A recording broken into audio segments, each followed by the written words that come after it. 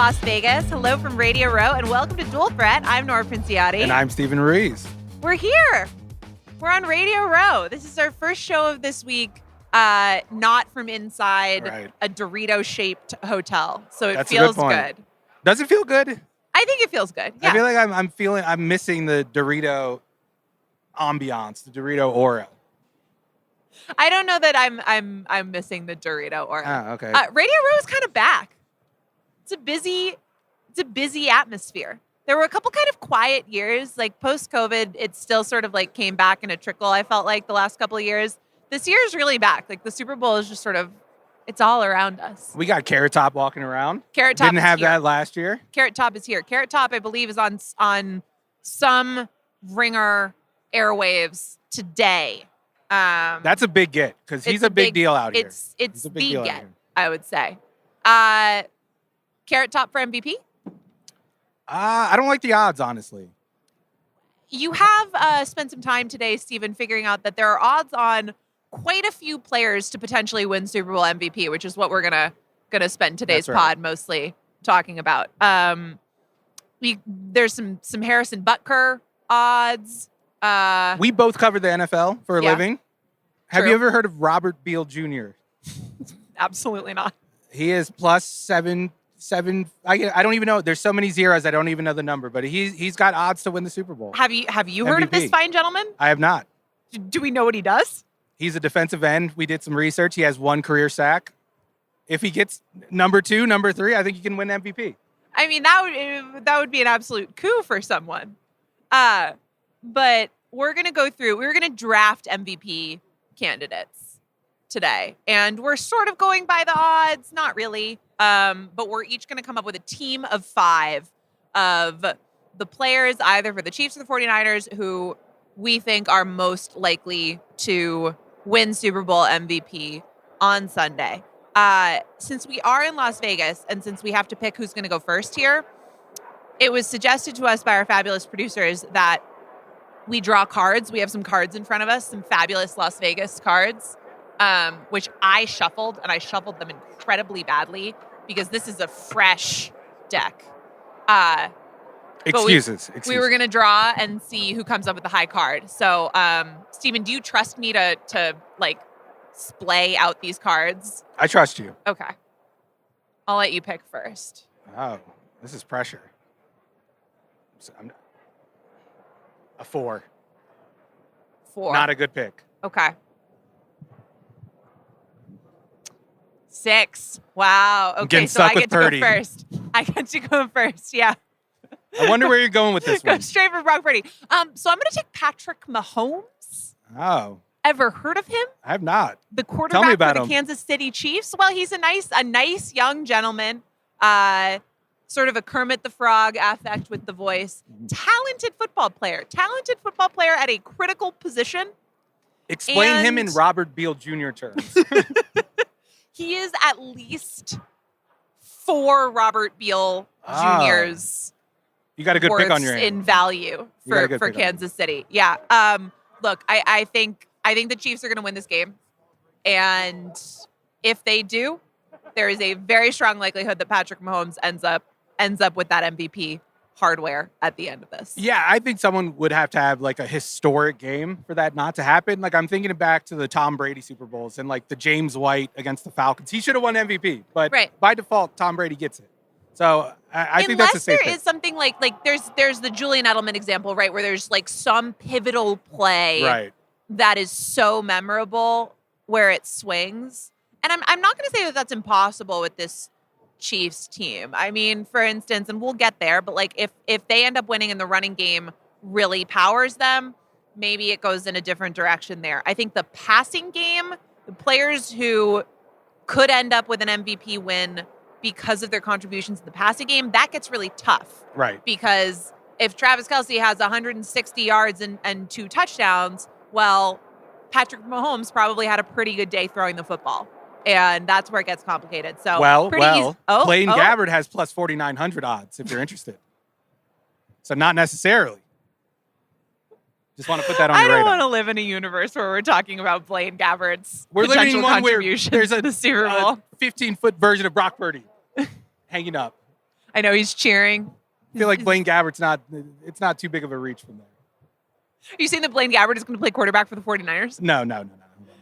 Should I make my pick? Yeah, you make your pick because mine's the easy All right. one. I'm going to go with Christian McCaffrey. So I had number 2 on my board as well. Yeah. I was thinking about Brock Purdy despite my I don't want to say I'm not rooting against Brock Purdy, but I do think like the sake of football and like how we analyze the sport and how we think about the quarterback position, I think is riding on this game for America a little bit. At least that's how I see it. I don't know. For the sake of the nuclear family. Yeah, that's right. And Carrot Top told me that he was feeling the same way. Did he really? No, he did not. I did not talk to Carrot Top. Unfortunately, I'm not big enough. Can you imagine if Carrot Top just walked up to you and said, "You're Steven Ruiz. You're the quarterback rankings guy. You've been on this Brock Purdy." Yeah, he's with me. Guy from the start. But yeah, I think Christian McCaffrey, if Brock Purdy has a game where he just looks shaky like he has the last couple of playoff games and they still win the game, I really don't think the media is going to give it to him. And we're going to be in the press box. I might have to launch a campaign to thwart him winning the award if it happens. I don't even think it would be that hard, though, because the thing about the 49ers, and again, I'm picking the Chiefs, but if the 49ers win, they have to win this game on first and second down offensively. Because Brock Purdy has to stay in positive down and distances so that Spags can't do his thing. And a lot of that is going to hinge on McCaffrey's performance and particularly how McCaffrey is able to handle what the Chiefs choose to do defensively and how much they choose to sell out to stop the run or not. You and Ben Solak wrote an awesome piece that's up on theringer.com, and people should check that out, doing the game plans for both teams. And one thing I thought it was super interesting that you pointed out was that in these teams' last matchup last season, which was after Christian McCaffrey joined the 49ers, but it was the first game and he only played something like 22 snaps. So it wasn't the full sort of effect of him joining that offense. But still, when Shanahan had heavy personnel on the field, the Chiefs did not necessarily counter. They stayed in nickel like half the time. Yeah, and that was a big change from the Super Bowl matchup because Spags was the DC then, and they match with base defense. And I think that's the difference between these guys. I think they're going to let Christian McCaffrey kind of cook. They don't want to give up the explosives in the pass game. I think he's going to have a big game whether they win or lose. And, well, so I think that's probably true if we're calling a big game 100 yards and a touchdown, right? But I think a huge thing for the 49ers is it 100 yards and a touchdown, or is it 180 yards and 2 touchdowns, right? Yeah. Because then you start to get into the territory where maybe it's too much to overcome, and whether that's just, Christian McCaffrey goes and wins the 49ers the game, or if it gets into the Chiefs' heads a little bit and Spags starts going, okay, maybe we do have to change what we want to do. Maybe we do have to get bigger bodies on the field. All of a sudden, they are out of their defensive game, right? Because the strength of that defense is in the secondary. And then you're playing the game on the 49ers' terms. So a game script that I think is very San Francisco favoring is one where McCaffrey really dominates. So I'm sort of making your argument. I'm jealous of this pick, even though I got to go first. But I like McCaffrey as the favorite for 49ers win MVP scenarios. But I do feel like you have an advantage because I'm not going to take Purdy high, and you can kind of leave him on the board. Well, are you going to do that? So here's the thing. I am going to do that. Okay. It's not really because I think you're not going to do it. It's probably because I think that the Chiefs are more likely to win this game. So that's sort of built into my rankings here. Right. But I will take Isaiah Pacheco with my next That's a good pick. And this is one I'm really curious to see what type of game Pacheco ends up having, because he's become so important to this Kansas City offense. But I do feel like there's this big question mark of how he's going to play in this game, because the ways in which he has been successful do not necessarily match up with the weakest parts of the San Francisco run defense. They are, generally speaking, the most vulnerable on the perimeter and to outside runs. But Kansas City, particularly when they face the types of 4-down fronts that the Chiefs are going to give them a lot of, they like to condense their formations. They like to feed Pacheco, which is not something that's going to hit San Francisco's major weaknesses. I don't know what direction that's going to go in, but if it manages to work, and whether that's Kansas City adjusting and maybe finding ways to get him on the outside a little bit more, or whether it's just they win that strength on relative strength within the types of run defense that San Francisco does, whether they just win that way. I think Pacheco is sort of the favorite non-Mahomes Chiefs candidate. I think to have a big enough game to win. I think so too. And I think because the next most obvious pick is Travis Kelce. And like you said, with a pass catcher. Just so you know, Travis Kelce is not next on my list. Oh, really? He's not the next Chief, or he's not the next player? He's the next Chief, but he's not the next player. Okay. I'm going to take Travis Kelce, though.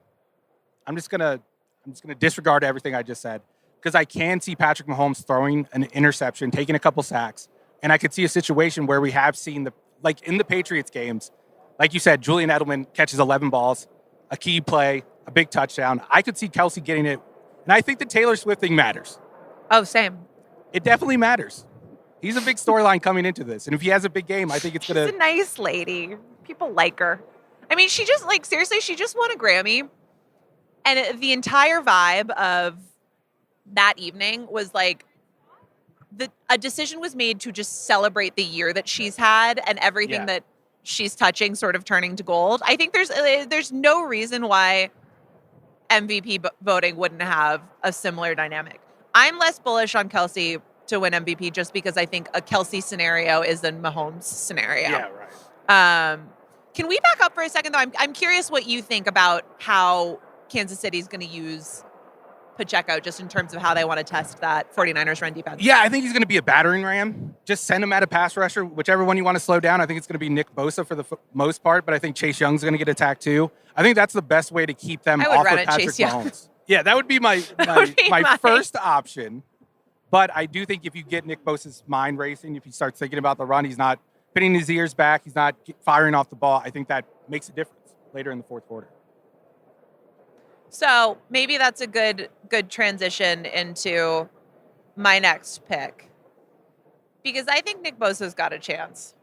And I think in particular, he lines up on both sides, but I think especially he's going to spend a fair amount of time matched up on Juwan Taylor. Nick Bosa was asked about the Chiefs tackles the other day, and his comment was they hold a lot. Hey, if they get a couple holding calls because of what he said, that should go on his resume. That is smart. That is gamesmanship. That's more coaching than Steve Wilkes has done. I had the same thought that was a clever thing to sort of plant in the minds of any refs who are paying attention. But I think the mismatch with Kansas City's tackles, that offensive line overall, I think is an underrated part of this game, just because, Joe Thuney's got an injury, and that's going to affect them if they want to run a lot on the inside as well. I think there's a world in which it feels like San Francisco has sort of overcome the defensive weaknesses of the first few playoff games, and I think Nick Bosa would probably have a lot to do with that. I mean, if the Chiefs lose this game, I picture it like a Tampa Bay Chiefs Super Bowl. Like what happened in that game where he had no time, he had pressure in his face right when he took the snap. And if the 49ers win, I think Nick Bosa has to have that type of game. If he doesn't have that type of game, I don't see them having a path to victory. Okay, so I've got Mahomes, Pacheco, and Bosa. You've got McCaffrey and Killatrav. You're killing me. Yeah, you're dominating me. I got the first pick. I was going to do a bit pick and take Sam Darnold, but now I can't do that. Now I have to save some face here. I got to go with Deebo Samuel. Okay. Because I think Deebo has that ability to do the wide receiver stuff, but I think he could bust out like a 50-yard run, change the game. And we've seen in past Super Bowls, those type of guys kind of get elevated, even if they haven't had a big impact, like over a dozen plays or so. If you make a big enough impact in 4 plays that really stand out, I think he'll get a lot of votes. especially with this team where it's always so hard to divide credit with them. Right. Like, it's thin margins. Like, who's having a better game between McCaffrey and Deebo Samuel and Kittle, and Brandon Ayuk is another one. So I think Deebo has a chance to kind of bridge those gaps between the pass game and the run game. Deebo also has, these are not real odds, but Deebo has to have some of the best odds to have just like some absolute running with 6 guys draped on his shoulders, highlight reel moments in this game. Because the Chiefs defense, for all of their strengths, they give up a lot of yards after contact. That's not a great place to be against the San Francisco 49ers. And I think Deebo Samuel is a pretty good poster child for that. He's going to give you problems. So particularly if he goes off, and if we're just looking at a highlight reel after this game of plays where it's Deebo over the middle of the field and there's just like 3 guys hanging on to him and he's just running for yards after the catch, I can see that contributing a lot. And I think there's like a difference between Mahomes and Kelsey and what they do and Purdy and Samuel, because like Purdy can just flip a screen out to him and he can take that 50 yards. And that will go as 50 yards in Purdy's box score, but we'll know. We'll be like, yeah, that was, we know. Brock knows. Brock knows too. Kyle knows. And Sam knows. Sam knows. Everybody knows. Okay. This is where it gets tricky. Yes. I'm going to do this one from the heart. I'm taking L'Jarius Sneed. Why is that from the heart? L'Jarius Sneed is a wonderful player. He's not a random guy. He's like quite possibly the best player on the Chiefs defense. Make-A-Wish Super Bowl MVP. Random defensive players winning Super Bowl MVP is just like always a good bit. But I really do think that there's a world in which, L'Jarius Sneed has become a cornerstone player for this Chiefs defense. That's been their strength over the course of the season, as sort of jarring as that world is given who their quarterback is. And he's also a guy who, they like to blitz him. Spags loves to use him in unique ways. Yeah. And I think a lot of what happens when the 49ers have the ball is going to be dictated, particularly if they do get into 3rd and long situations, with how Spags wants to just mess around and do some crazy stuff.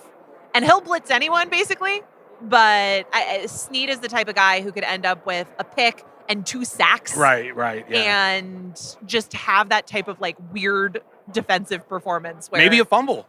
Maybe a fumble recovery. Baltimore, yeah. I mean, he seems like someone who could have a lot of impact plays, and a lot of what Kansas City is going to have to focus on doing is creating those disruptive plays and creating those negative plays, because again, you need to keep this offense in passing situations and not allow them to get into their bread and butter stuff. Yeah, and he could unlock that. You're not so worried about them getting into second and if they get a big gain on first down, you're not worried about it because it's another series of downs. But if you get a negative play on first down, now you're cooking. Right. And I think that's going to be the goal. I think it's going to be a boomer bust type of game plan for them. And I do think the goal is going to be creating turnovers. And the defensive backs have the best chance of catching an interception. That's why I'm taking Justin Reed. Because I think if Brock Purdy's going to throw some interceptions, I think it's going to the safeties in the middle of the field. Go over the middle guys of the field. that kind of lurk.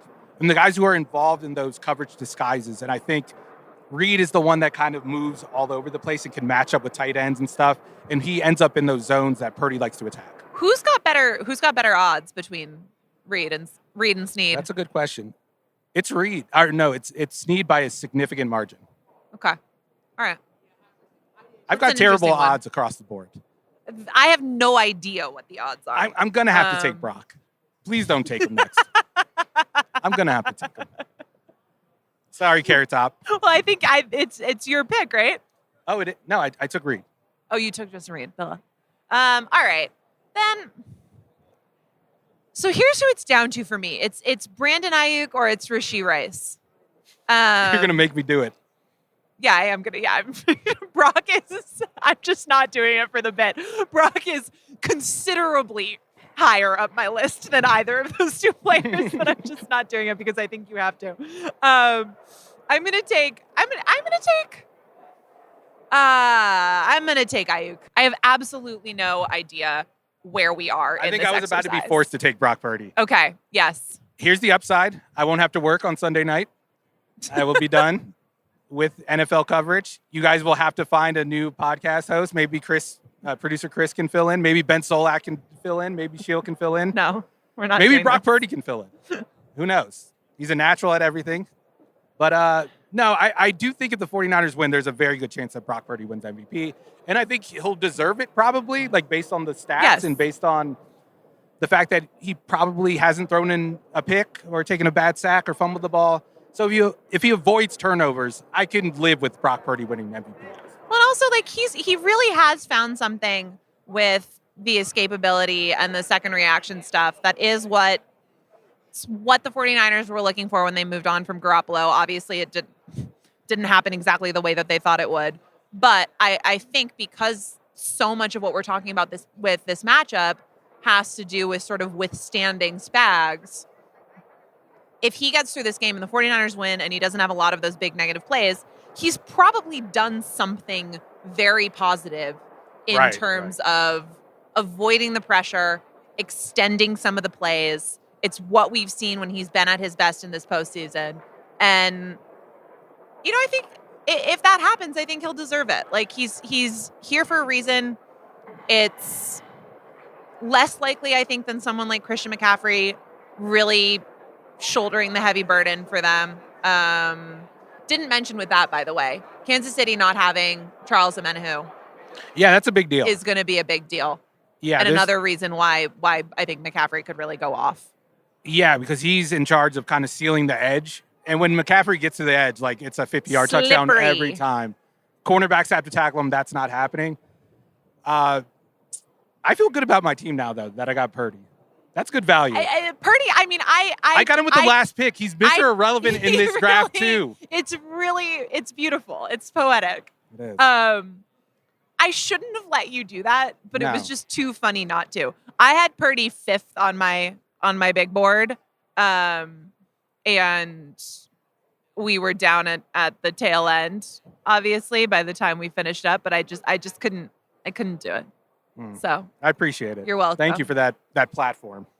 This is maybe how I lose this exercise, but it'll have been worth it. All right. Anything else? I mean, who is off the board who deserves an honorable mention? Sam Darnold. I'm just saying. You're absolutely ridiculous. If he gets in, if he gets in the second quarter, what is his odds for you? Percent chance?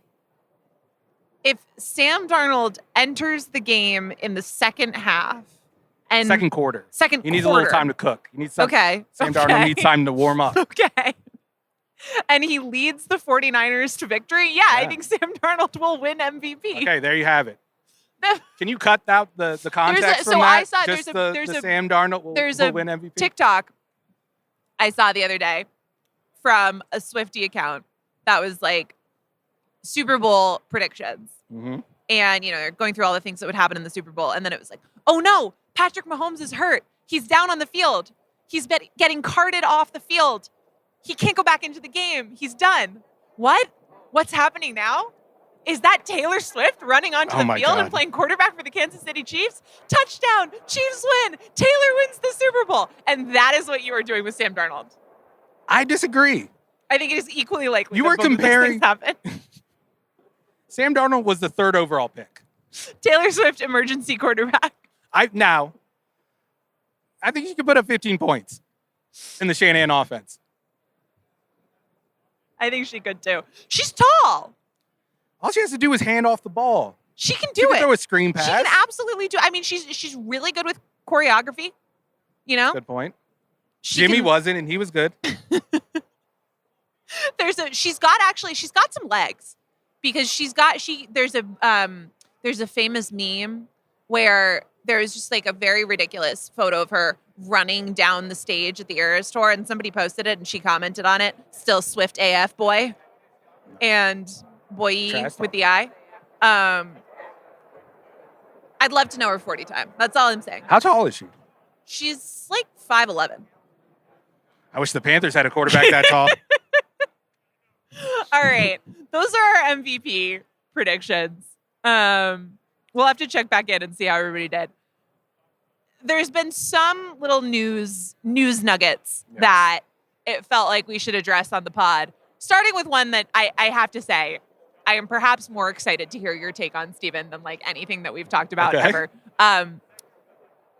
Rex Ryan has interviewed for the Dallas defensive coordinator job. The Cowboys have interviewed Rex Ryan. They have also interviewed Mike Zimmer. They've interviewed Ron Rivera. They have a type. Bring in all the guys from 2015. Old men. And I think Rex Ryan really leads the charge in that. How do you feel about Cowboys defensive coordinator Rex Ryan? I want it. I need it. The league needs it. Everybody needs it. Mike McCarthy, and it's not about Rex being back in the league. It's about him being back in the league with Mike McCarthy. It is an unbelievably good buddy cop situation. His dad punched an offensive coordinator in the face on the sideline. That's the floor. Rex is going to raise that floor, and I need to see what happens. It would be really fabulous. In all seriousness, I don't understand how this happened. This seems very strange. Rex Ryan has been doing TV for several years now. Mike Zimmer could be good in that job. I agree. I think Rex Ryan could be good. Call me crazy. Do you like him with their personnel? Sure. Why not? Micah Parsons, I think you could get good use out of him. Very aggressive. Like, Rex Ryan was kind of ahead of his time with, like, the defensive stuff. Like, he was doing a lot of the stuff we celebrate now. Like, never wrong, just 10 early. years ago, exactly. Give him a chance. Give him a quarterback. He's never had one. I would absolutely love if Rex Ryan returns to the league and, like, becomes the new Fangio, takes the league by storm. That would be so good. Defensive genius. It's good stuff. Gets another head coaching job. Rex Ryan. The funny thing is that I remember, like, I had ESPN on at some point a couple weeks ago, like, in my kitchen, and they were kind of like plugging Rex as a coaching candidate, and I was sort of like, the joke is really on me here, because I was sort of like, this is a little sad. Like, come on, guys, stop. Like, you're sort of embarrassing. I will say this: he's a respected mind in the history of football. I know we don't like to think of him in those terms, but, like, I think defensive coaches and offensive coaches think of him like that. Yeah. So, I don't know. I can see it. I can see it. It's better than Ron Rivera. Poor Ron Rivera. Whose bright idea on defense was, let's hire Jack Del Rio in 2022. Poor Ron Rivera. Rex Ryan, we wish you the best. Can we talk about Eric Bieniemy in this story? Yeah. Because how is this not cheating? How is this not... I was joking with... well, because he doesn't have a job. But didn't he have a job at the time, technically? So here's the deal. Eric Bieniemy, who has not been retained by the Washington Commanders, where he went from Kansas City to be offensive coordinator and play caller as a step in the right direction to hopefully get a head coaching job, which has not happened. And now their offensive coordinator is Cliff Kingsbury, and they did not have a space for him. It has come out now that before the AFC Championship game, Bieniemy went to Kansas City and was, like, drawing up plays on the whiteboard and talking to the team and hanging out in the meeting rooms, and has continued to consult for the Chiefs. It's unclear if he's going to have a more permanent role on the staff. You know, Andy Reid was asked about that, and he said, I don't have a spot right now. I think, you know, there's a little bit of coach speak in that way, because you can make a spot if you want to. You can give him some random job. I mean, obviously you have Nagy in there, and you got to figure out at what point it's too many cooks. But he obviously cares a lot about Eric Bieniemy, believes in him as a coach. So I can see something coming to fruition there. But this is it's a weird dynamic, and you're right to ask whether or not he was still under contract or in some capacity employed with Washington before the AFC Championship game, because this is before we learned that he was no longer going to be there. I'm going to assume everybody did things on the level. Yeah. I don't think Andy Reid would be broadcasting this if it wasn't. Right. Yeah. Right. And I mean, Mahomes is talking about it, and they all seem very like, oh, we're happy to have EB around, and he's helping us. So I think it's fine. It's just another piece of, like, what is going on with Washington? That's a good point. My take on it was, Lamar collusion again. They tried in the offseason. Now the whole league's trying to prevent him from going to the Super Bowl. They're bringing in Eric Bieniemy. Wow. What do you think? I was not expecting that. That was spicy. I think they're mostly just trying to do the guy a solid and get him back into a good role, which he deserves. I still feel like the most likely outcome is that he will be on Kansas City's staff, but I liked your idea that maybe the college game could end up being another good option. Yeah, I think he needs to get a head job. That's the only way to prove it. Like, he's done everything else. He's gone through all the hoops that you usually have to go through. He's led a quarterback to a Super Bowl twice. I think he needs a head job. That's the only way he's going to prove that he can do this job like this. No, that makes sense. That makes sense. All right. This has been fun. I've really enjoyed our first Radio Row pod of Super Bowl week. And now I know how it feels to be Kyle Shanahan. I took Brock Purdy with the last pick, and it's going to help me win a Super Bowl competition. It's going to lead to your ultimate triumph. The difference is it's going to help Kyle maintain his job, and it's going to lead to me losing my job. That's the bad part. It's going to help Kyle. Kyle's job security is fine. Kyle's sanity is the real, I think, crux of the issue. This has been Dual Threat. That's right. Live from Radio Row. I'm Nora Princiotti. He's Steven Ruiz. We're going to be back on Friday with Sheil Kapadia and Ben Solak. All four of us together. Extra threat point taken. Extra point taken threat. Extra threat taken? Extra threat taken. Extra threat taken. Maybe just extra threat. We've settled on extra threat. Yeah, I like that. But that'll be really fun. I think we might do some prop stuff. We might do some how many Usher songs can Ben Solak name, which is probably going to be 0. And we'll have a lot of fun. Do you think he knows who Usher is? It was revealed to me today that Ben Solak does not know who Nancy Kerrigan. He doesn't know who Kid Cudi is either. Calvin Harris was also a no. He does know who Taylor Swift is. Do you think he knows who... He knows who Robert Beal is, yeah. He knows who Robert Beal is, but he doesn't know Usher. Fascinating brain. I think at this point, Ben does know who Usher is. Usher, who, by the way, is reportedly missing in Las Vegas. Very concerning. Yeah, a couple days ahead of the Super Bowl. Shouldn't we? I know. Why aren't we looking for Usher? We got to go. We're gonna log off and we're gonna go look for Usher. Thank you to Chris Sutton, also live from Radio Row in Las Vegas, for producing this episode. He's going to join us. We're going to go on the hunt for Usher, who Steven pointed out is probably going to turn up right before the Super Bowl halftime show. Yeah, I wouldn't be surprised. That might be curious. Thank you, as always, to Arjuna Ramgopal for his additional production supervision. Shout out to Conor Nevins for his as well, holding down the fort in Los Angeles. And to everybody else here at Bringer Radio Row, it's been a joy.